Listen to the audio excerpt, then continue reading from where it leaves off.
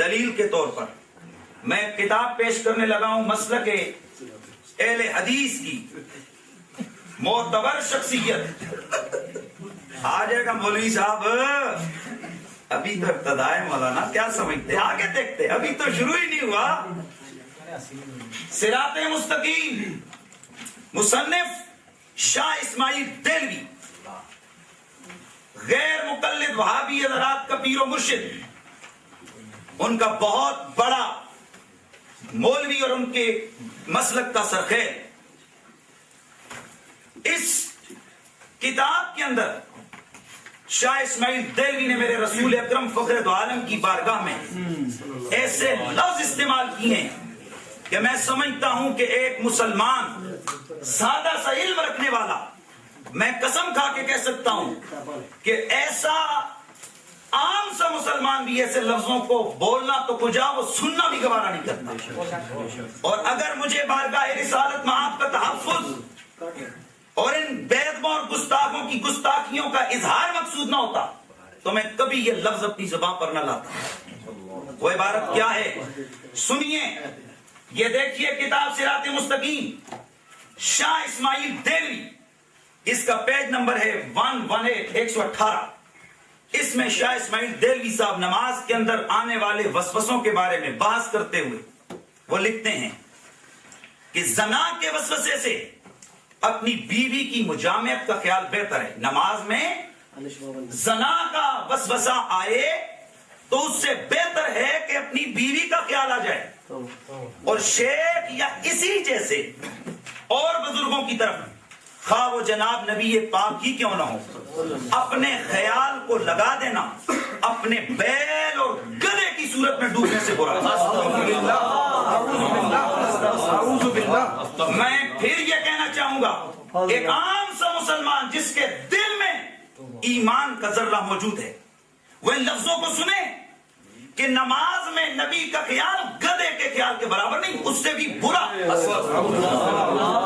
اور اس کو آگے دلیل کیا دی, آگے کہتے کیا ہیں, کہتے اس کی وجہ یہ ہے کہ جب نماز میں نبی کا خیال آئے گا تو یہ نماز میں نبی کا خیال آنا یہ بندے کو شرک کی طرف لے جا کر اسے مشرک بناتا. اس عبارت کے اندر کئی طرح کی بے ادبیاں اور گستاخیاں واضح ہوتی ہیں. میں آپ کے سامنے یہ بخاری شریف پیش کرنے لگا ہوں, اس کا صفحہ نمبر 73 ہے. اس عبارت کے اندر جو سب سے زیادہ گستاخی ہے, پہلے نمبر پہ تو یہ کہ نبی بیل اور گدھے کا اکٹھا ذکر کیا گیا, اور نمبر 2 نبی کے خیال کو گدھے کے خیال سے برا قرار دیا گیا. میں کہتا ہوں کہ کوئی مسلمان جس کے دل میں, اور میں جو سننے والے ہیں, چونکہ آج کے اس مناظرے کا فیصلہ میرے سننے والے لوگ کریں گے, میں ان سے کہتا ہوں آئیے یہ حدیث شریف 73 نمبر پیج ہے بخاری شریف, حضرت سید عائشہ صدیقہ سلام اللہ علیہا, آپ کے سامنے صحابہ کرام نے یہ بیان فرمایا. سوال ہوا کہ کیا کیا چیز نماز کو توڑ دیتی ہے, یعنی اگر نمازی کے آگے سے گزرا جائے تو کیا کیا چیز نماز کو کاٹ دیتی ہے, توڑ دیتی ہے. قالا فقالوا یبطل الکلب والحمار والمرأ, تو صحابہ میں سے کچھ نے کہا کہ کتا عورت اور گدھا یہ اگر نمازی کے آگے سے گزریں تو وہ اس کی نماز کو یہ چیزیں توڑ دیتی ہیں. تو سید عائشہ کو یہ بات بری لگی, کیوں کہ اس میں سید عائشہ چونکہ عورت تھی اور عورتوں کا ذکر گدھے اور کتے کے ساتھ اکٹھا کیا گیا. تو آپ نے فرمایا لقد جہلتمونا کلابا, اور تم نے ہمیں کتا بنا دیا. اب کوئی سید عائشہ سے پوچھے ام المومنین انہوں نے تو کتا کہا ہی نہیں آپ کو, انہوں نے تو اکٹھا ذکر کیا. سیدہ کائنات سید عائشہ صدیقہ ام المومنین, آپ کا یہ اعتراض, آپ کا یہ جملہ لفظ اٹھانا یہ اس بات کی دلیل ہے کہ اگر جانوروں کے ساتھ اکٹھا کسی جنس کا ذکر کیا جائے, اس جنس کی انسلٹ ہے, تو نماز کے اندر مصطفیٰ کریم کے خیال کو اکٹھا گدھے اور کتے کے ساتھ اکٹھا ذکر ہی, گدھے اور بیل کے ساتھ اکٹھا ذکر ہی نہیں کیا گیا, بلکہ یہ کہا گیا نماز میں نبی کا خیال گدھے کے خیال سے برا ہے. اس سے بڑی گستاخی اور کیا ہو سکتی ہے. میں اپنے فاضل مناظر سے کہوں گا قرآن اور حدیث ایک کے آؤ جس میں یہ واضح ہو کہ واقعی نماز میں کتے اور گدھے کے خیال سے اور بیل کے خیال سے نبی کا خیال برا ہوتا ہے. ہمیں اس سے غرض نہیں ہے. اور پھر میں عرض کرتا چلوں کہ آجی نماز میں نبی کا خیال آئے تو یہ اس سے برا ہے. حالانکہ میں کہتا ہوں اگر کوئی نمازی نماز پڑھے تو وہ نماز پڑھتے ہوئے کبھی بھی تصور مصطفیٰ کے بغیر نماز پڑھی اس لیے کہ جس گھڑی وہ نماز پڑھے گا رفع یدین کرے گا, ہاتھ اٹھائے گا تکبیر تحریمہ کہتے ہوئے کانوں تک کیوں اٹھائے؟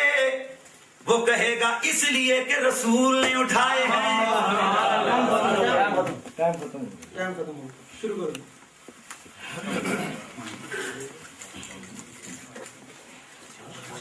نحمده ونصلي على رسوله الكريم.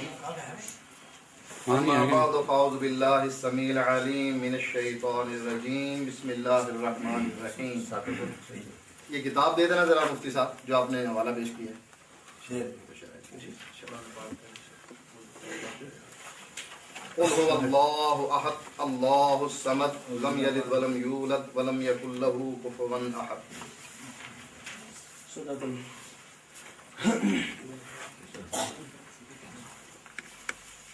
شرائط ایسے آپ نے سنی اور شرائط میں سنی بریلوی علماء کا یہ دعویٰ ہے کہ غیر مقلد اہل حدیث مذہب گستاخ مذہب ہے اور ان کی گستاخانہ عبارت کی وجہ سے ان پر کفر لازم آتا ہے. یہ ان کا دعویٰ ہے. اور آپ دیکھیں گے امتیاز صاحب اور دوسرے سامعین کہ مسلک اہل حدیث کیا ہے وہ ہم بیان کرتے ہیں کہ مسلک اہل حدیث اصل میں کتاب و سنت کا نام ہے.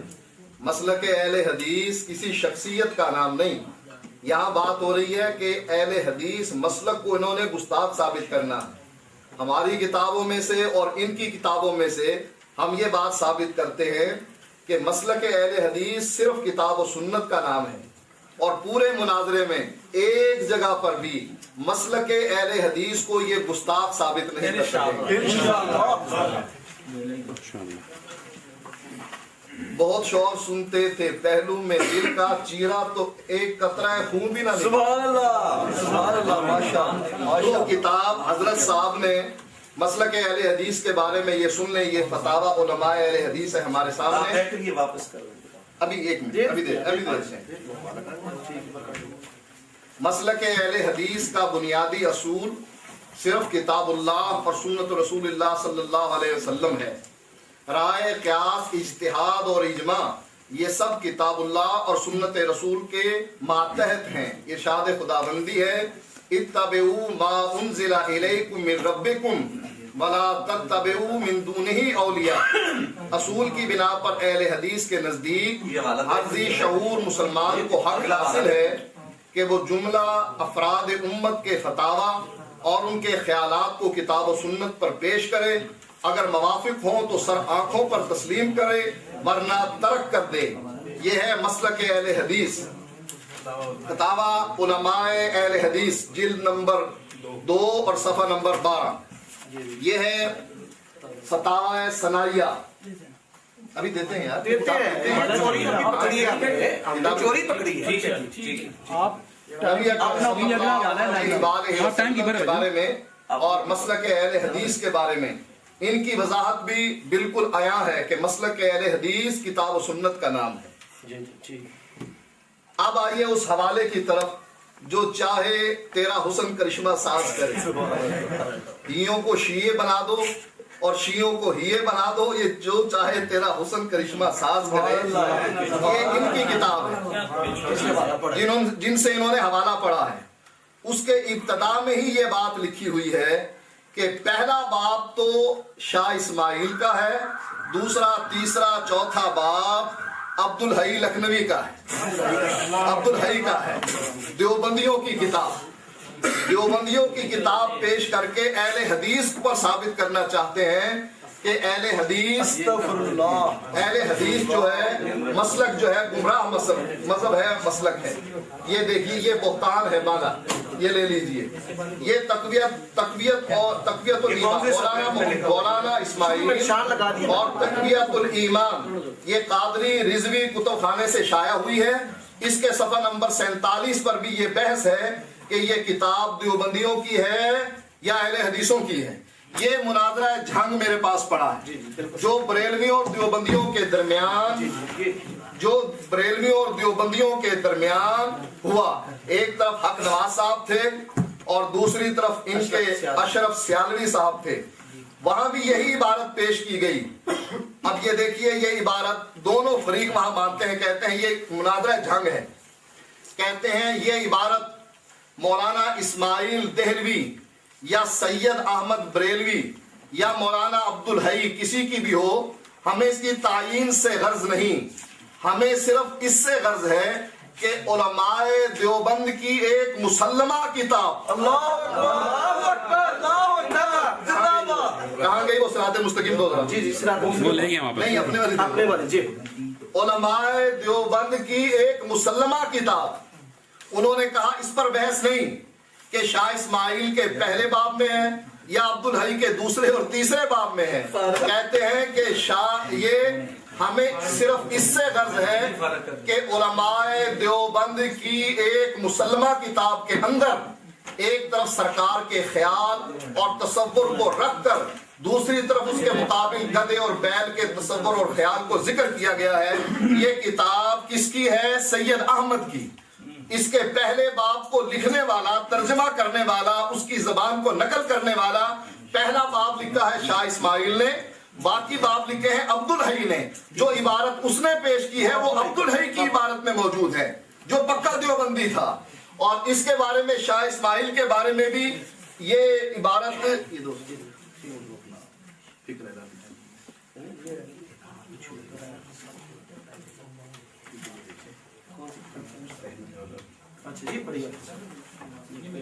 یہ تحریک آزادی فکر یہ شاہ مولانا محمد اسماعیل سلفی صاحب نے یہ لکھی ہے اور اس میں انہوں نے اس پر یہ لکھا ہے کہ سید احمد بریلوی بھی حنفی ہیں اور مولانا عبدالحی بھی حنفی ہیں. شاہ اسماعیل صاحب نہ اس کتاب کے مصنف ہیں نہ اس کے مترجم ہیں.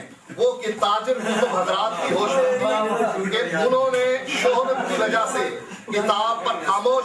آپ دیکھو جی امتیاز صاحب ٹائم تے روک لو, جڑے جڑے بولے نے باہر کڈو.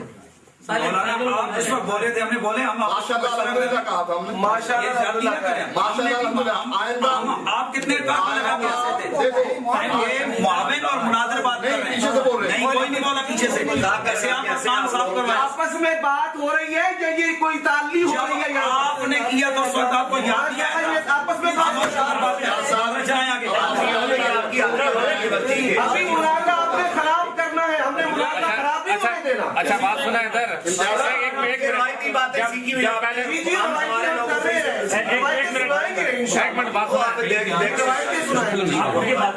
بات سنا بھائی. ہیلو, جب آپ بات کر رہے تھے تو زور سے دوست ہنسے تھے, آپ کو یاد نہیں ہے. جب ابھی بات ہو رہی تھی یہ ہنسے ہیں.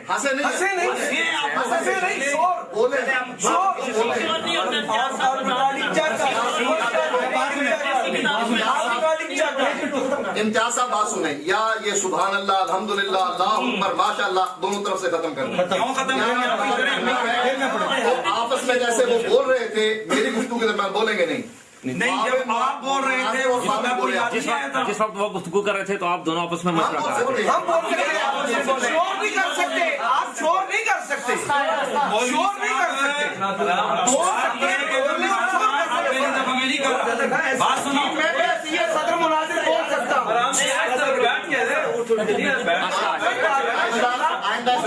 بات ہوگی بیٹھ کر. طالب علم صاحب سنیں, میں بات کو ختم کرتا ہوں. بات یہ ہوتی ہے کہ کسی کی طرف ایسے کرو نا تو تین اپنی طرف برداشت کرنی پڑتی ہیں. جب میری گفتگو کے دوران آپ نے کیا تو اس وقت یاد نہیں آیا تھا. یہ ماشاءاللہ یہ عالمی دین کا طرز عمل ہے. نہیں وہ آپ کیا تھے, یہ کس حدیث پر عمل ہے, وہ کیا تھے, یہ کس حدیث پر عمل اچھا ہے. یار یہ فالتو وہ میں آپ سے بتاؤں گا. کہہ دیں احتیاط کرتے ہیں.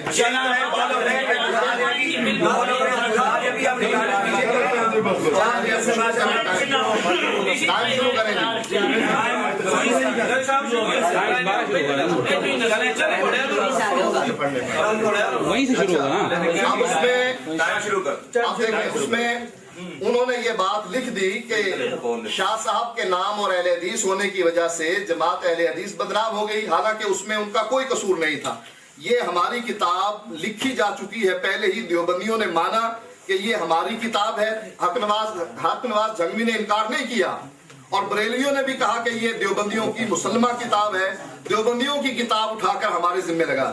اب اس میں نقطہ کیا ہے یہ ذرا دیکھیں۔ اس نقطے کی بحث بھی ہمارے اسماعیل سلفی صاحب نے کی ہے۔ وہ کہتے ہیں یہاں وسوسے کے بارے میں خیال ہے کہ وسوسہ آئے، کون سا برا ہے؟ وسوسے سارے برے ہیں۔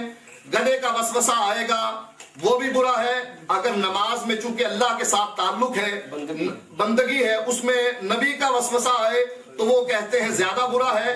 وہ اس پر بحث کر رہے ہیں، ہمیں اس سے بحث پر کوئی ضرورت نہیں، لیکن انہوں نے جو یہ کہا ہے کہ یہ بات انہوں نے کہی ہے کہ دیکھو جی مقابلے میں نبی کو کتنا نیچے کر دیا، یہاں مقابلہ کر رہے ہیں۔ مقابلے کی ایک مثال میں الاشباہ والنظائر سے دیتا ہوں۔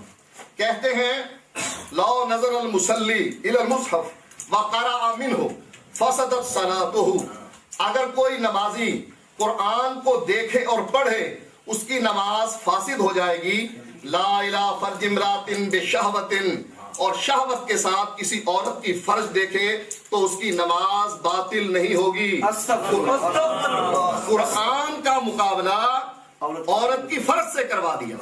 اگر یہاں بیل کا مقابلہ نبی سے کرواتے ہو تو یہاں تم نے قرآن کا مقابلہ عورت کی فرج سے کروا کر قرآن کو فرج سے نیچے گرا دیا۔ کتاب کن کی؟ ان کی، ہماری نہیں ہے۔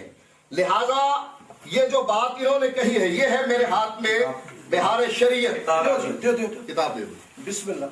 کتاب بہار شریعت میں وہ لکھتے ہیں غیر مقلدین، کہتے ہیں یہ بھی وہابیت کی ہی ایک شاخ ہے، جو چند باتیں جو حال میں وہابیہ کے اللہ نبی اکرم اور نبی اکرم صلی اللہ علیہ وسلم کی شان میں بقی غیر مقلدین سے ثابت نہیں۔ ماشاءاللہ ماشاءاللہ ماشاءاللہ۔ امتیاز صاحب 2-3 لائنیں آگے پڑھیں۔ باقی تمام عقائد میں دونوں شریک ہیں، کافر ہیں۔ ان بات نہیں ہے، اس پر بحث نہیں ہے، گستاخ نہیں ہے۔ یہ ہماری بات میں ٹائم روکو ذرا، یہ ہماری بات میں روکیں گے، بولیں گے نہیں، میں ان کی بات میں نہیں بولوں گا، اور یہ ان کی میری بات میں یہ ٹھیک ہے، یہ کہہ سکتے ہیں کہ 2 لائنیں آگے پڑھ دو، لیکن انہوں نے یہ جو اوپر سے وہ لگائی ہے نا کہ کافر ہے، دیکھو یہاں بات یہ ہو رہی ہے کہ غیر مقلدین سے گستاخی ثابت نہیں۔ انہوں کا دعویٰ تھا کہ گستاخ ہے غیر مقلدین، مذہب جو ہے اہل حدیثوں کا گستاخ مذہب ہے۔ ان کے اپنے مولوی کہہ رہے ہیں کہ ان سے گستاخی ثابت نہیں، ماشاءاللہ سے گستاخی ثابت ہے، باقی عقائد کی بات ہم کر لیں گے۔